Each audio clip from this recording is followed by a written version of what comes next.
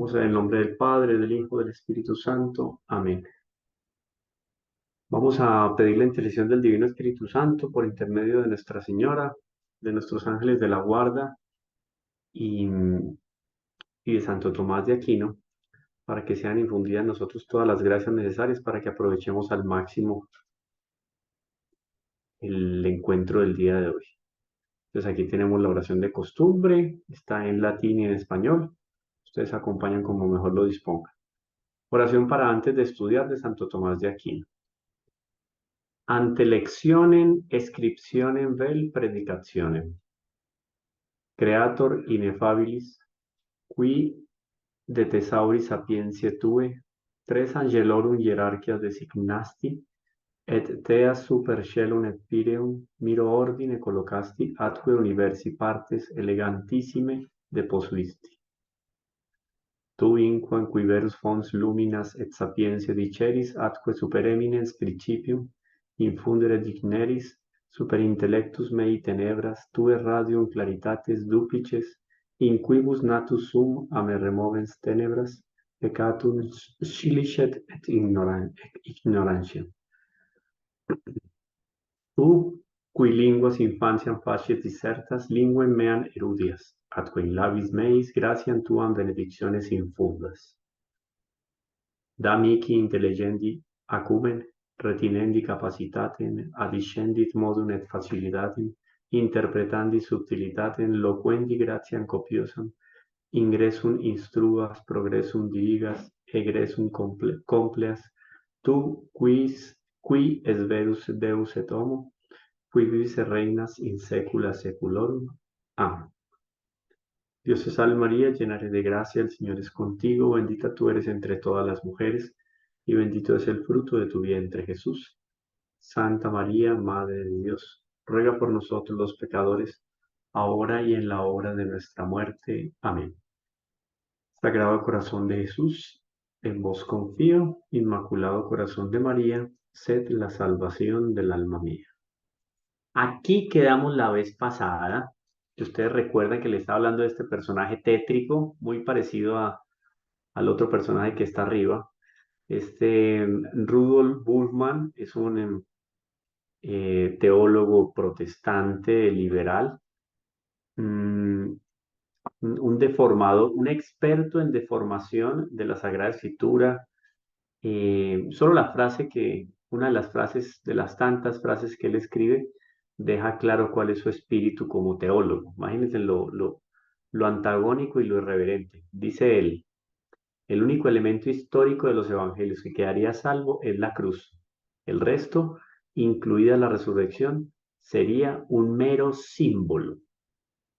O sea, ¿en qué queda nuestra fe si nuestro Señor Jesucristo no resucitó? O sea, tanto Barrabás como el mismo Judas que se suicidó, murieron como muere cualquiera, como puede quitarse la vida cualquiera, pero el triunfo sobre la muerte y el pecado está explícito de manera especialísima en la resurrección de nuestro Señor Jesucristo. Y eso le da una fuerza al mensaje del Evangelio como ninguna otra filosofía, como ninguna otra religión. Es la Iglesia Católica la que tiene una fuerza única. Y esto no lo digo simplemente porque yo sea bautizado, porque yo soy cristiano, es porque todos los acontecimientos de 2000 años atrás, desde 2000 años atrás, desde la muerte de nuestro Señor Jesucristo, desde su resurrección, hasta el día de hoy lo demuestran. La fuerza que ha tenido la Iglesia Católica, el, la consideración que la Iglesia ha tenido para con la cultura, para con la ciencia, para con todos los contextos y dimensiones de desarrollo del ser humano ha sido impresionante. ¿Por qué? Porque a la Iglesia Católica, al catolicismo, la fuerza que la mueve no es una fuerza humana, es una fuerza divina. Y este asunto, este, mm, digamos que este objeto de estudio, al cual podríamos decirle, llamarlo así, a la resurrección por eso se torna importantísima dentro de todo el panorama de nuestra espiritualidad y nuestras creencias. Porque si sacamos la espiritualidad de la espiritualidad, la resurrección, como que todo se podría venir abajo. Por eso entonces también es que los enemigos de la iglesia los enemigos de la creencia en Jesús, discuten de manera especial la resurrección. Y ahora vamos a empezar a pasar aquí, me parece muy importante lo que vamos a ver a partir de este momento, y son algunos elementos de carácter más científico, aunque queda claro, la ciencia tiene de por sí, en esencia, la ciencia tiene de por sí la imposibilidad de comprobar todo lo que la fe nos enseña.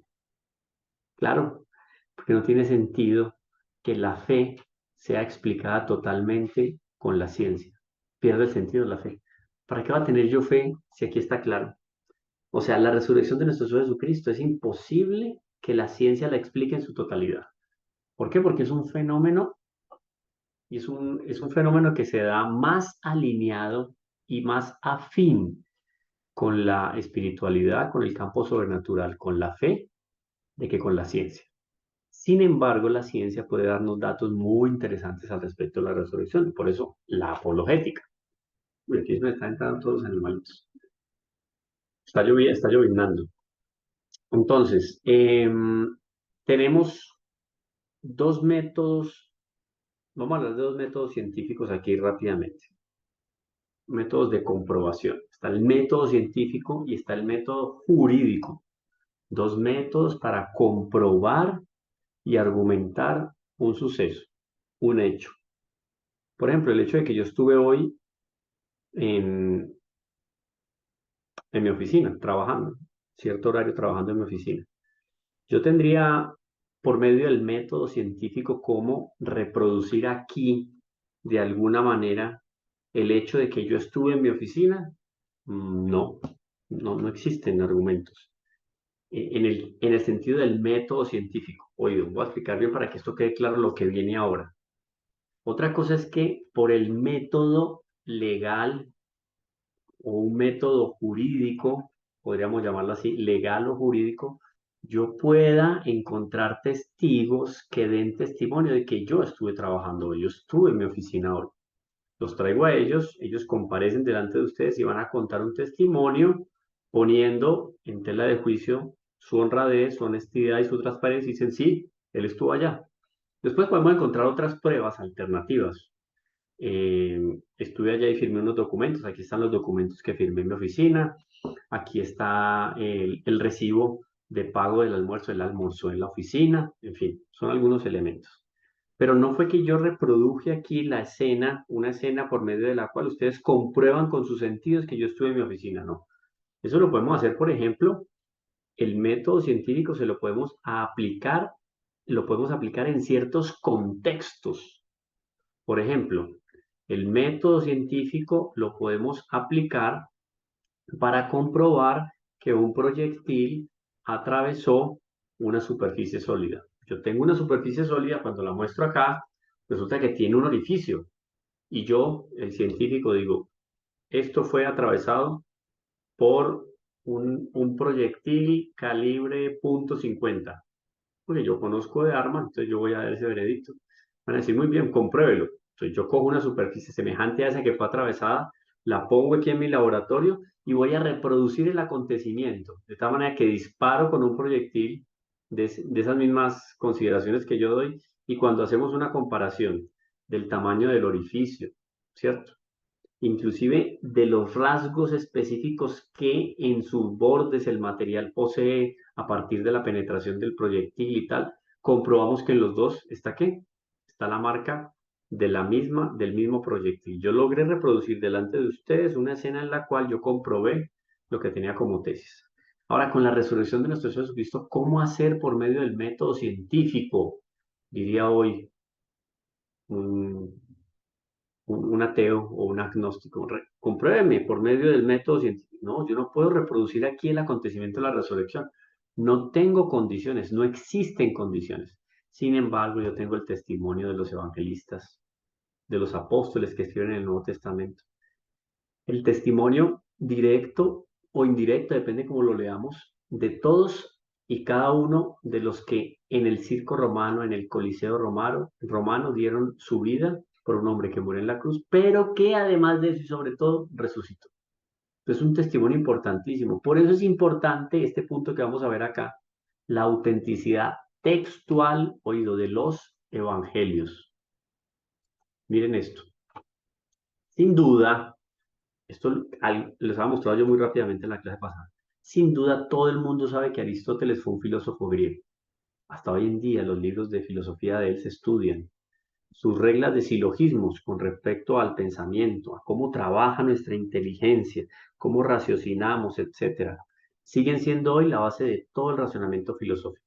Aristóteles fundamentó la filosofía de tal manera que sus escritos hasta hoy en día tienen vida y tienen fuerza, porque se mantienen. Si nosotros los seres humanos somos los mismos, obviamente todo el proceso intelectual y todo lo que tiene que ver con nuestra inteligencia, con la contemplación, se mantiene firme, vive, permanente. Tal el brillo de Aristóteles que aparece 14, 15 siglos después, Santo Tomás de Aquino y toda la escolástica y toma elementos de Aristóteles para que a partir del pensamiento de un pagano como era Aristóteles en la antigüedad, a partir de ese pensamiento, Santo Tomás de Aquino como que va a bautizar el pensamiento de Aristóteles y lo va a hacer iluminar, inclusive los evangelios, la propia vida de nuestro Señor, los sacramentos, etcétera, porque son argumentos meramente racionales que cuando, como una lupa, se colocan sobre acontecimientos sobrenaturales o más cercanos a Dios, metafísicos, más allá de lo físico, iluminan al hombre. Porque la inteligencia es la misma, la manera de proceder de la inteligencia es la misma de cuando la inteligencia actuaba, se movía, se robustecía en el tiempo de quién? De Aristóteles. Bueno, este es Aristóteles. Esta es una imagen de Aristóteles. El manuscrito, oído, el más antiguo que nosotros conocemos de Aristóteles es de casi 1400 años posterior a él. 1400 años. O sea, en el año 1000 tenemos nosotros en el año 1000 siglo XI, porque como él vivió unos siglos antes de Cristo, si decimos 1400 años después de él, va a ser más o menos en el año 1000 en el siglo XI. Pues en el siglo XI, en ese siglo, aparece un manuscrito que hasta hoy en día es el más antiguo que tenemos. O sea, nosotros no tenemos manuscritos de la época de Aristóteles, sino de 1400 años después de la existencia de Aristóteles. Y hasta hoy en día nosotros nos hemos creído la idea de que Aristóteles existió. Miren, van guardando esa proporción de años.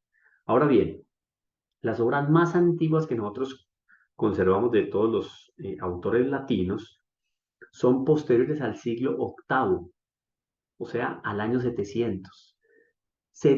Casi 700 años después de que esos autores latinos, oído, vivieron, escribieron, dejaron sus postulados, etcétera, más de 700 años después es que nosotros tenemos manuscritos de ellos.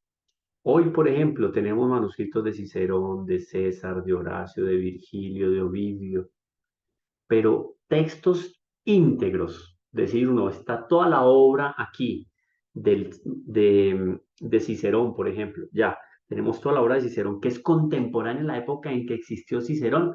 No, no existe, no hay textos de la época, escritos en la época, en el siglo de él, no, en el siglo siguiente tampoco, 2 siglos después tampoco, solamente 6, 7 siglos después de Cicerón encontramos los manuscritos que nos hablan de Cicerón. Y hasta hoy en día nadie niega la existencia ni de Cicerón, ni del César, ni de Horacio, ni de Virgilio, ni Ovidio. 700 años. Ahora, recordemos lo que decía arriba, 1400 años es el espacio que tenemos entre los manuscritos más antiguos de Aristóteles y la existencia de Aristóteles. Tácito. A Tácito lo encontramos en el siglo primero. Miren, Tácito vivió, ahí yo lo puse entre paréntesis, Tácito vivió entre el año 55 y el año 120 después de Cristo. O sea que Tácito nació más o menos 20 años después de la muerte de nuestro Señor. Solamente encontramos manuscritos que me hablan de Tácito, completos, casi 1000 años después, casi 1000 años no, alrededor de 1200 años después de que vivió Tácito. Y hoy en día se acredita en la existencia histórica de un personaje llamado Tácito, que vivió en el siglo primero entre el año 55 y el año 120. Polibio, otro escritor también famoso. Él vive en el año tercero, en el siglo tercero antes de Cristo, y muere en el 118 antes de Cristo. 1000 años después, encontramos los primeros manuscritos de él. O sea, miren la diferencia de tiempos que hay. No hay nada que exista hoy en día del tiempo que ha sido contemporáneo ni de Tácito, ni de Cicerón, ni de Virgilio, ni de Ovidio, ni de Polibio. Cuando ustedes hablan de historiadores, de pensadores, de filósofos, de escritores de la antigüedad, miren la distancia que hay entre la existencia del personaje y la evidencia de los primeros escritos que empiezan a circular. Es la historia que tenemos de ellos. Entonces esto es muy interesante porque aquí nos van a aparecer a nosotros los textos del Evangelio. Pues a ver, para comenzar, de los Evangelios tenemos el papiro Bodmer II, que se conserva en la biblioteca de Cologne en Ginebra, en Suiza. Contiene el Evangelio de San Juan íntegro y es solamente 100 años posterior a San Juan. O sea, del siglo segundo ya tenemos una copia fiel, hasta hoy en día, del siglo segundo, de un hombre que se llamó Juan y escribió un evangelio. 100 años después de Juan. ¿Cómo era acá? De Aristóteles, 1400 años. De estos grandes escritores y pensadores de la Roma y de Grecia de la antigüedad, tenemos 700 años después. Y estos grandes escritores e historiadores, 1000 años después, 1200 años después. Y de San Juan, uno de los hombres que escribe y da testimonio de Jesús, tenemos un texto 100 años después de su muerte.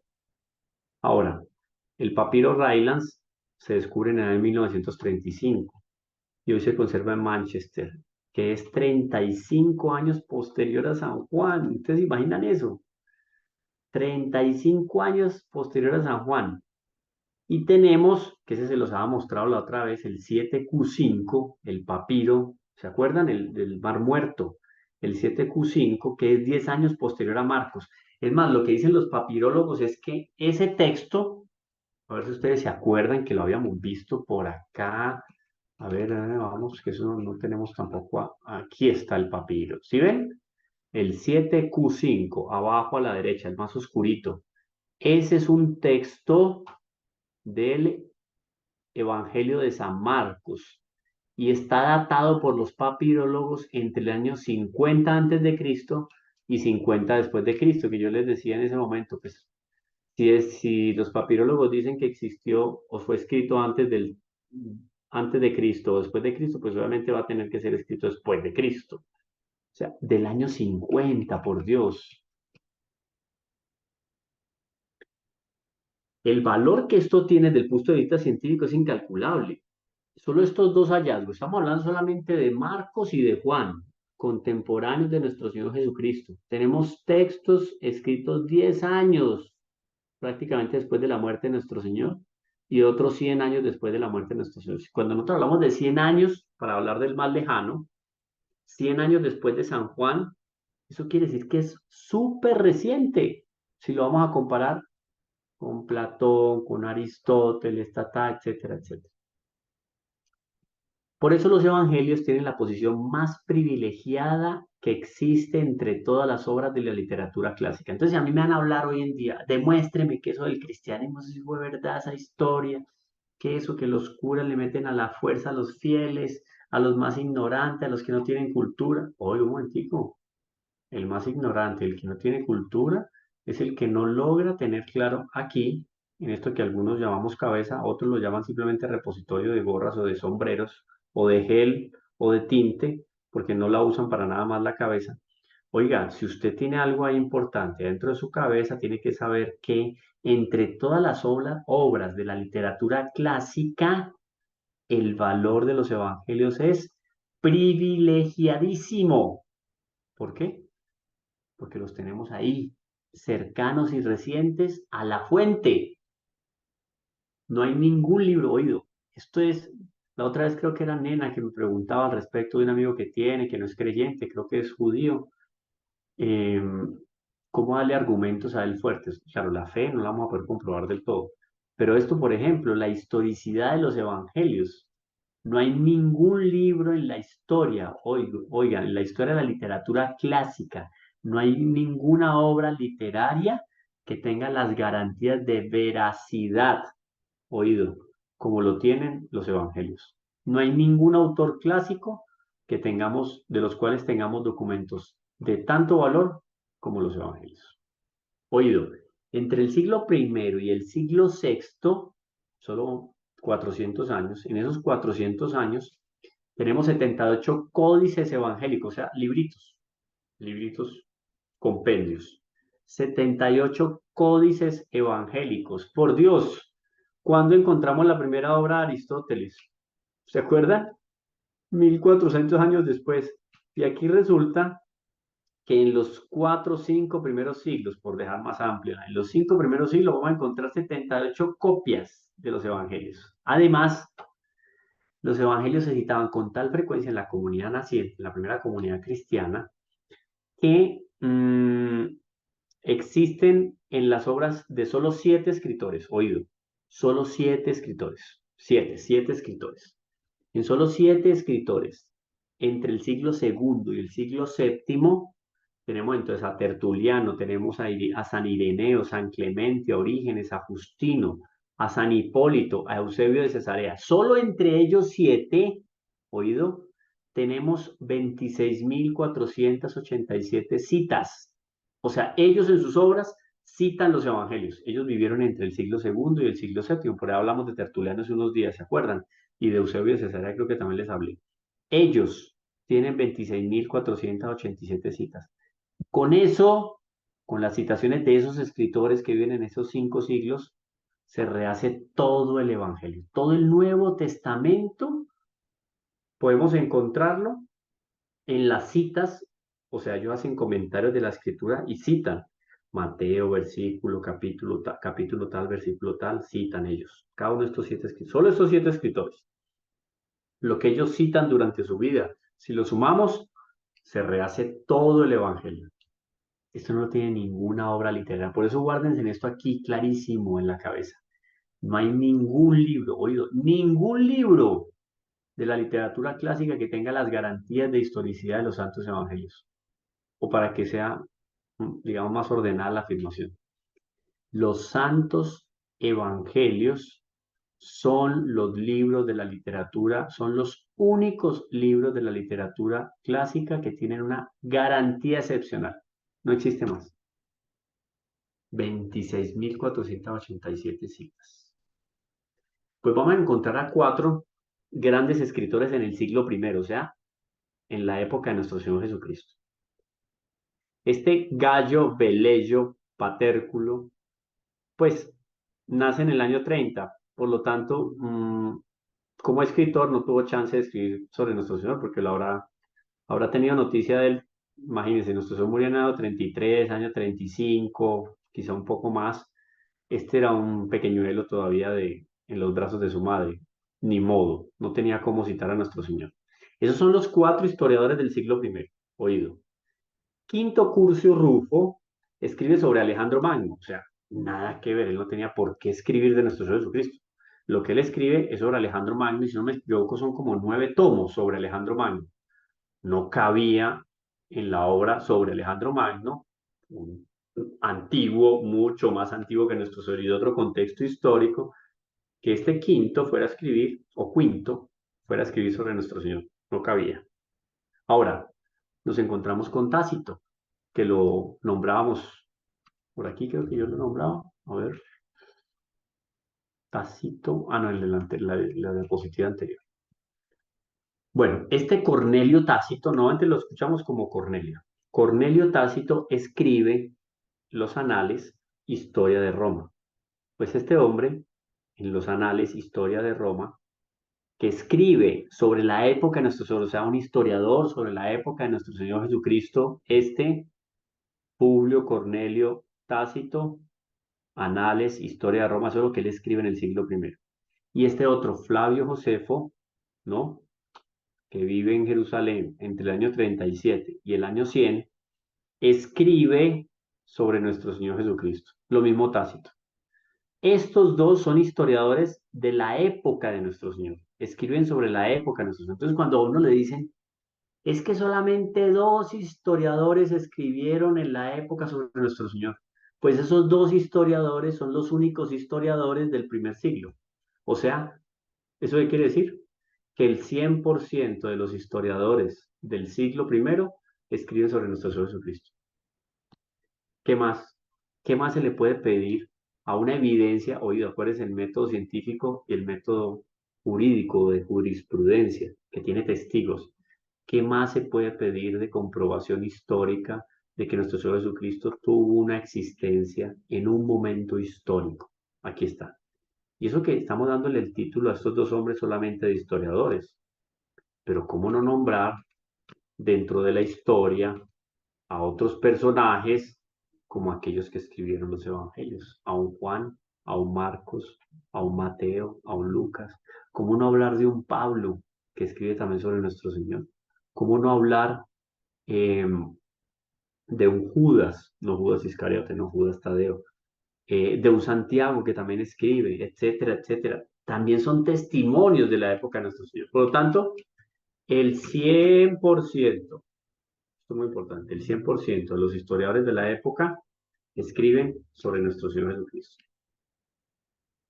Sobre esto yo hago un pequeño paréntesis, porque no sé si alguien tendría una pregunta, hermano Marco, rompiendo un poco los esquemas. No sé si alguien tendría alguna pregunta sobre lo que he explicado hasta ahora, porque me parece que es importantísimo la hora de apologética. Sí,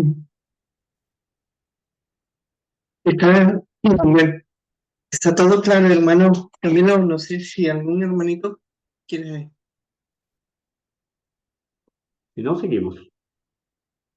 Pero lo reputo, es muy importante lo que estamos hablando acá. Entonces, ¿seguimos? Sí. Vamos para Sí, adelante. Bueno, en ningún punto de la fe cristiana se encuentra más contradicción que en la resurrección de la carne. O sea, los grandes enemigos de la fe, de la Iglesia Católica, de la historia de Jesucristo, porque en este sentido son contrarios, siendo contrarios no es solamente que dicen no me interesa, sino que intentan em, poner en duda, en tela de juicio, la resurrección de nuestro Señor. Y encontramos lo que ha sido llamado con el tiempo del quinto evangelio. Esas palabras que están entre comillas arriba son de San Agustín. Repito, las palabras muy bonitas dicen, en ningún punto la fe cristiana encuentra más contradicción que la resurrección de la carne. O sea, es una cosa que rompe los esquemas. Ahora sucede con respecto a esa tela que se alcanza a ver abajo, que ahora lo vamos a ver más cerca. Un abogado italiano, Secondo Pia, toma una fotografía. Es el primero que hace una fotografía de esta tela llamada el quinto evangelio. Estamos hablando del comienzo de la fotografía.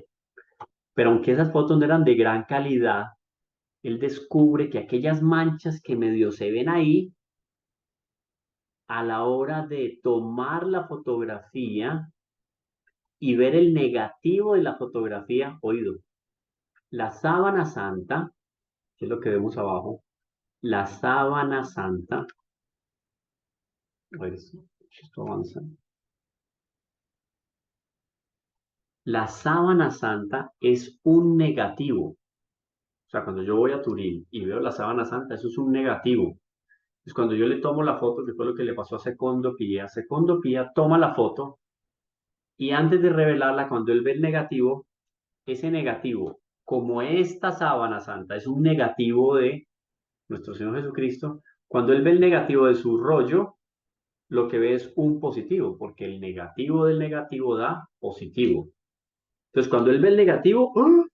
Sorpresa, el rostro de Jesús, el pecho de Jesús, las manos de Jesús, la espalda de Jesús, inclusive los trazos de la flagelación de nuestro Señor Jesucristo, asombro total. Aparece esta reliquia y se vuelve un acontecimiento impresionante.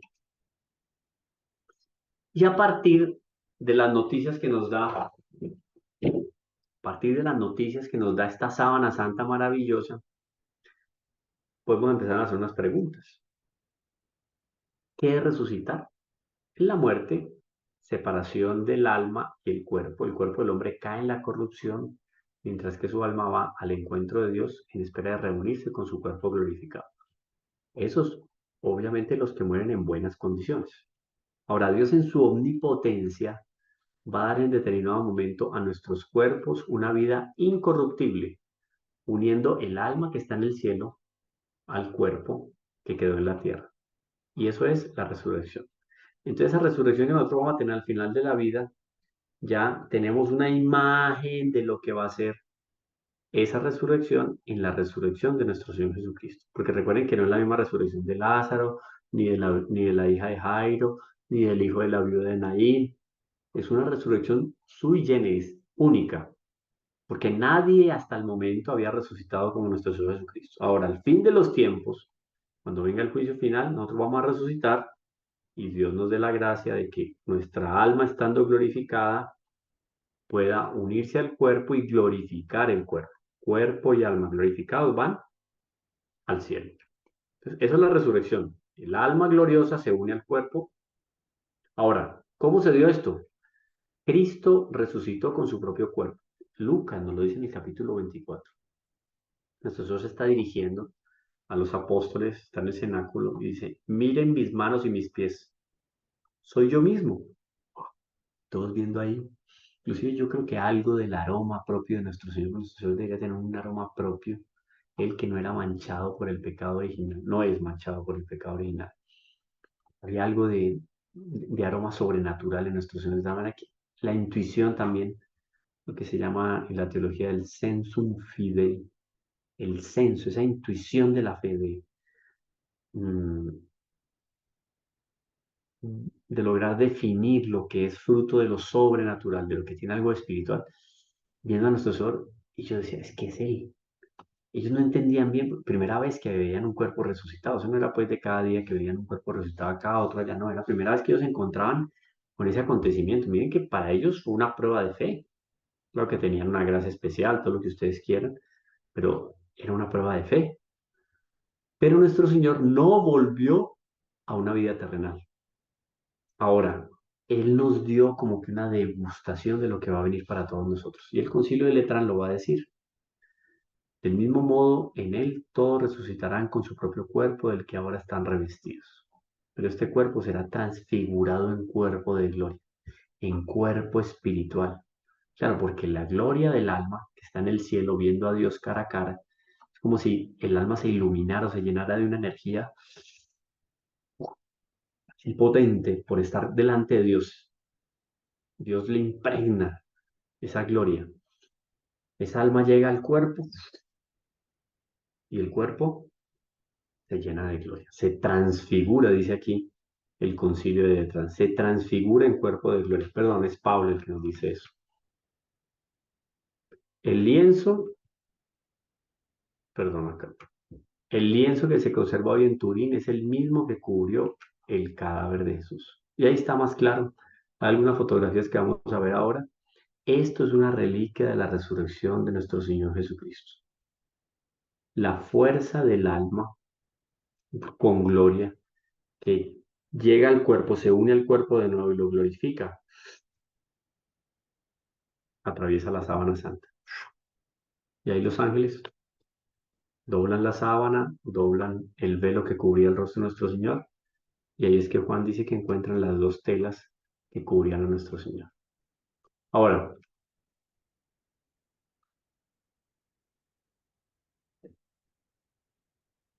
creo en la resurrección de la carne. Está en el credo. El creo en la resurrección de la carne está en el credo. Esta afirmación tiene un doble valor. Primero, por la categoría de la Academia de Ciencias de París. Oído, no es el título, no. Lo que tiene fuerza es el acontecimiento de que ese lienzo cubrió el cadáver de Jesús. ¿Quién nos da testimonio de que ese lienzo cubrió el cuerpo de Jesús? Primero de todo, la Academia de Ciencias de París. No es cualquier cosa, inclusive hoy en día hablar de eso. Y segundo, porque algunos miembros de esta academia no eran creyentes. Cualquiera diría, ah, claro, París, Francia, pues Francia, que siempre fue la hija predilecta de la iglesia, la primera nación en convertirse en cuanto pueblo a la iglesia. Cuático, ¿no? La Academia de París no fueron ni sacerdotes piadosos, ni monjitas de clausura, ni, no, hombres de ciencia, y entre ellos algunos que no eran creyentes. Entre ellos, muchos de ellos, además de no ser creyentes, eran descreídos, o sea, digamos, más alejados todavía, librepensadores, o sea, contrarios a la moral de la iglesia, y racionalistas, o sea, tipos que solo piensan en método científico y en todo lo que puedan palpar los sentidos de ahí. Y hay otra cosa, a ellos no les interesa. Ellos argumentaron a favor de la evidencia de esa sábana santa. Esa sábana santa cubrió el cuerpo de un hombre llamado Jesús hace 2000 años. Ellos no dicen si era Dios o no era Dios, pero es un personaje histórico. Y afirman que el lienzo, la sábana santa que hoy en día está en Turín, es la misma sábana que cubrió el cuerpo de Jesús de Nazaret. Ahora bien, hay varios elementos interesantes. En el lienzo están coloreados los hilos, pero entre hilo y hilo no hay grumo de pintura, o sea, no hay cómo, claro, porque hilo y hilo, cuando nosotros lo vemos y aquí yo no lo tengo bueno, ahí se ve un poco, pero no se ve del todo, no se ve del todo. A ver, aquí, no, de pronto en la otra. Por ejemplo, si esto fuera pintura, miren, si esto fuera pintura y yo fuera a acercar más esta imagen, yo me voy a acercar esta imagen más. Voy a acercar la imagen, voy a acercar la imagen, voy a acercar la imagen. ¿Sí ven la imagen? Se va acercando, se va acercando, se va acercando. Pues esto es hilo. Y el hilo, miren, el hilo va así, entrelazado, ¿no? El hilo. Pero resulta que si yo pinto, ¿dónde se me va a acumular pintura? Pues en todas estas cavidades que solo se van a observar a nivel microscópico. A mí me tienen que quedar grumos entre los hilos, obvio. Ahora resulta impresionante. Vamos por acá. Pam, pam, pam. Por acá. Pues resulta y acontece que entre los hilos no hay ningún tipo de grumos. Además, con lo que en principio estaría pintado no es ni mineral, ni vegetal, ni animal. Ahí no hay pintura, no existe. Y con las técnicas, ni con las técnicas más avanzadas de la Edad Media, se hubiera podido hacer el trabajo de pintar lo que está pintado, entre comillas, en la sábana santa de Turín. Esta es una imagen, en el fondo representa, si ven que son tres fisionomías iguales de nuestro Señor Jesucristo. La fisionomía que aparece aquí en la sábana santa es igual a la fisionomía que va a aparecer en el velo de la Verónica, con el cual se jugó el rostro de nuestro Señor. Las mismas proporciones de los ojos, tal. Y la que es idéntica, idéntica, es el manto de Oviedo, ¿no?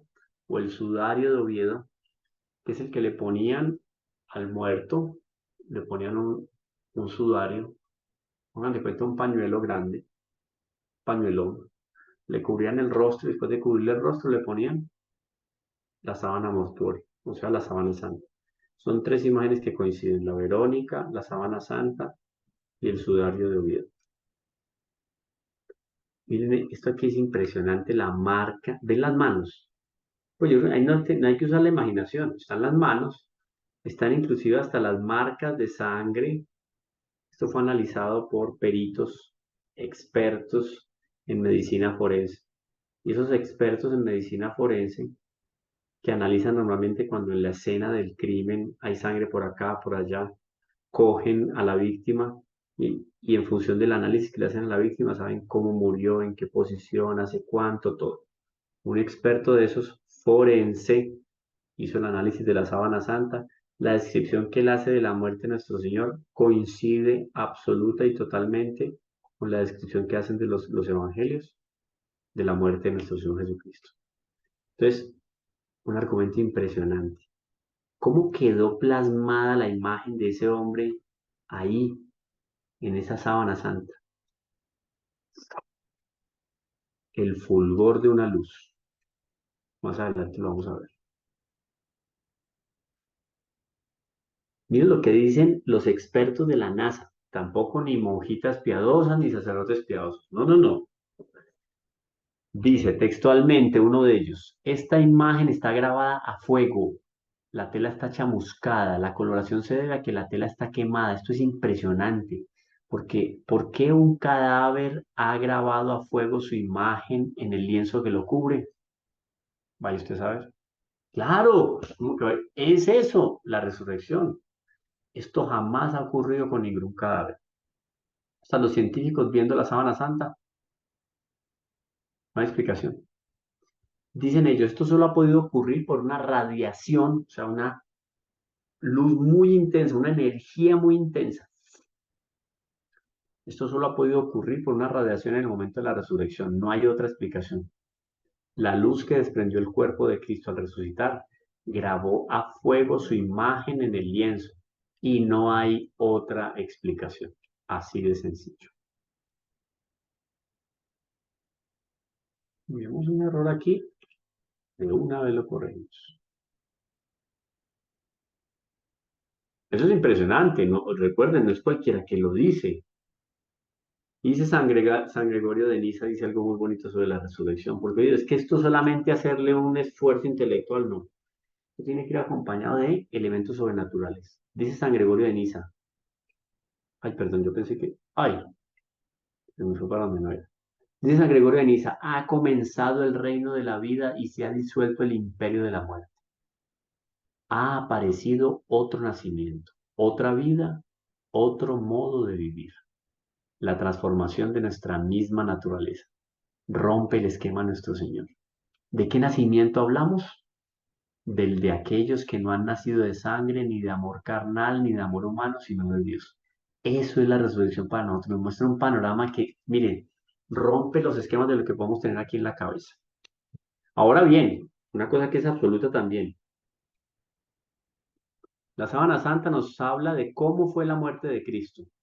Cristo murió por asfixia. El crucificado muere por asfixia, pues claro, colgado sobre los brazos. ¡Ah! Al estar colgado por los brazos tiran del diafragma oprimiendo los pulmones, no puede respirar y se empina para tomar aire. Imagínense, él se empinaba y se empinaba haciendo fuerza donde en el clavo que tenían los pies. Pero al inclinarse y descansar todo el cuerpo sobre el clavo de los pies, el dolor es tan intenso que se desploma. Está así, tratándose de impulsar hacia arriba y al desplomarse se ahoga y se vuelve a empinar. Y así sucesivamente. La sábana santa entonces es un documento que nos confirma un dogma de fe. Miren cómo es. Pero los católicos creemos que Jesucristo resucitó no por la sábana santa, sino por la Biblia, por el magisterio, por la tradición. Mi fe, nuestra fe en nuestro Señor Jesucristo resucitado, no se basa en la sábana santa, no se basa en la prueba del carbono 14, no se basa en no sé qué las partículas de esto, no se basa en mi fe en Cristo resucitado, no se basa en la sábana santa, sino en la Biblia, en el Nuevo Testamento, en el testimonio de aquellos que vivieron en la época de nuestro Señor. Entonces es lógico que quien no crea en la sábana santa no comete ningún pecado contra la fe. Me da argumentos científicos a favor de la resurrección, de la historia de Jesús, de su muerte y de la resurrección. Lo comete, eso sí, contra la ciencia, claro. Sería un pecado contra la ciencia, contra la historia y contra la cultura. Oído, quien no cree en la sábana santa no comete ningún pecado contra la fe, pero sí es tan evidente lo que muestra la sábana santa que va a terminar cometiendo un pecado, o sea, está ofendiendo a la ciencia, a la historia, a la cultura. Porque culturalmente, científicamente, históricamente, la existencia de un hombre llamado Jesús de Nazaret hace 2000 años, murió y resucitó.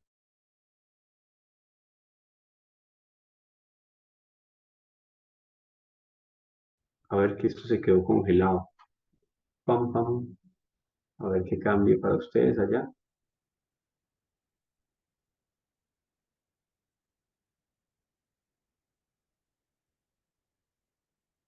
Ya. Lo están viendo, ¿cierto? Sí.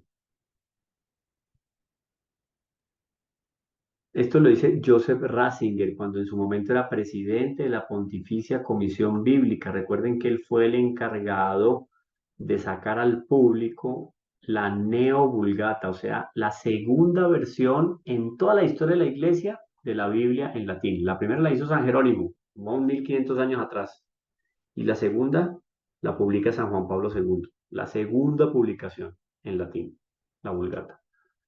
Dice entonces Joseph Ratzinger, que después fue elegido Papa, Benedicto XVI, dice, la opinión según la cual la fe como tal no conoce absolutamente nada de los hechos históricos y debe dejar todo eso a los historiadores es gnosticismo.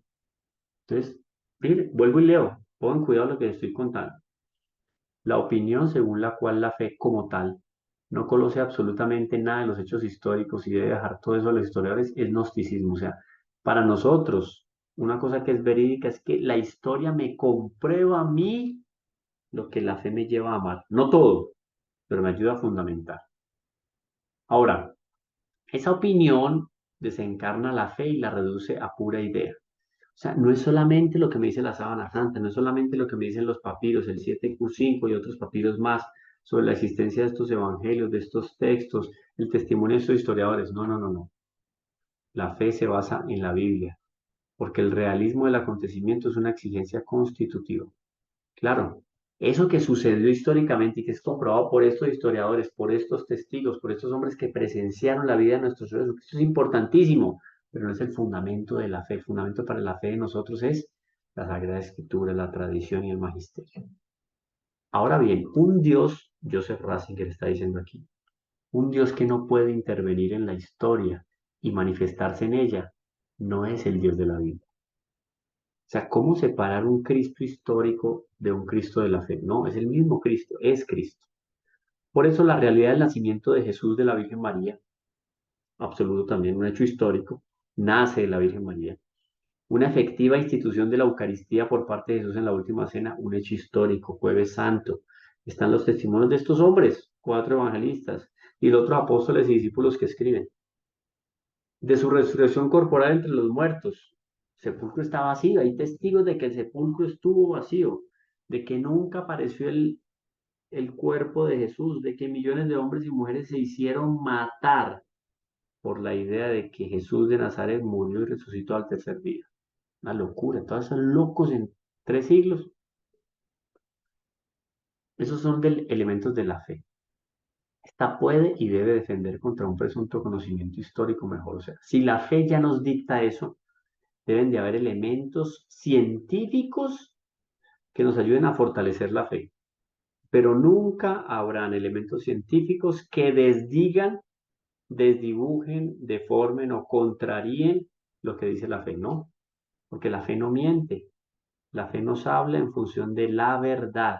Entonces no puede aparecer un científico por ahí, no puede aparecer un libro producto de estudio de no sé cuántos, un tipo que estuvo en Egipto, que vivió en Israel, que luego conoció a no sé quién en Irak, y después viene y escribe un libro y dice que todo eso es mentira, todo lo de la Biblia no, no, momentico.